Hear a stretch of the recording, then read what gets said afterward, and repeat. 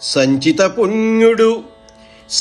పుణ్యుడు అంబురుహ సంభవ వంశము దాల్చి పుట్టి లోకాంచితుడైన వాడు నిఖిలాగమ పుంజము ఏర్పడన్ విభాగించి జగంబులందు వెలిగించి సమస్త జగద్ధితంబుగా పంచమ వేదమై పరకు భారత సంహితం చేసే ఉన్నతిన్.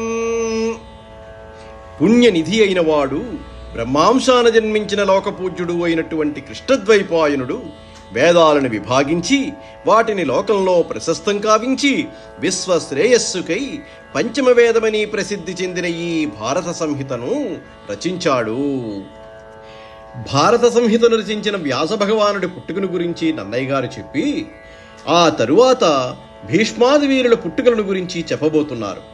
అయితే ఈ వరుసలోనే ఎందుకు చెప్పాలి? ఎందుకంటే జనమేజయుడు వైశంపాయనుని అడిగినప్పుడు ప్రీతితో మీరును భీష్మాది క్రూరుద్ధరాజులు ఉండి కూడా పాండవ ధర్తరాష్ట్రులు రాజ్యాన్ని విభజించుకొని పాలిస్తూ కూడా ఎందుకు యుద్ధం జరిగింది అని వ్యాసుణ్ణి ప్రశ్నించాడు కదా.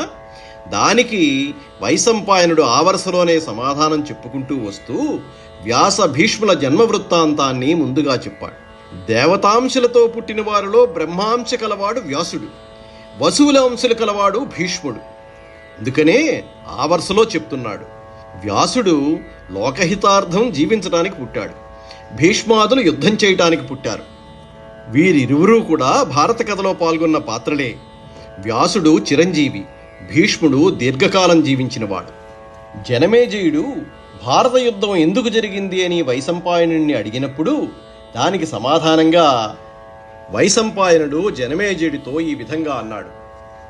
పరశురాముండు భీకర నిజ కోపాగ్రిన్ ఉగ్రుడై 21 మారు ధాత్రీతలం అపక్షత్రంబు సేసినన్ తక్షత్రసతులు సంతానకాంక్ష వెలయంగా ఋతుకాలముల మహావిప్రుల దయచేసి ధర్మము తప్పకుండ పడసిరి పలువుర కొడుకుల కూతులన్ ఇప్పాట తత్క్షత్రమెసగి ఉర్విన్ పర్వి రాజధర్మ పద్ధతి అనఘమై జారచోర దుష్టజనుల బాధన్ పొరయకుండా నిఖిల భూప్రజాపాలన చేయుచుండే శిష్ట సేవ్యమగుచూ. పరశురాముడు ఉగ్ర కోపి అయి 21 మార్లు దండెత్తి క్షత్రియులందరినీ వధించగా ఆ రాజుల భార్యలు సంతానకాంక్షతో ఋతుకాలాలలో బ్రాహ్మణ శ్రేష్ఠుల అనుగ్రహంతో ధర్మవిధిని అనుసరించి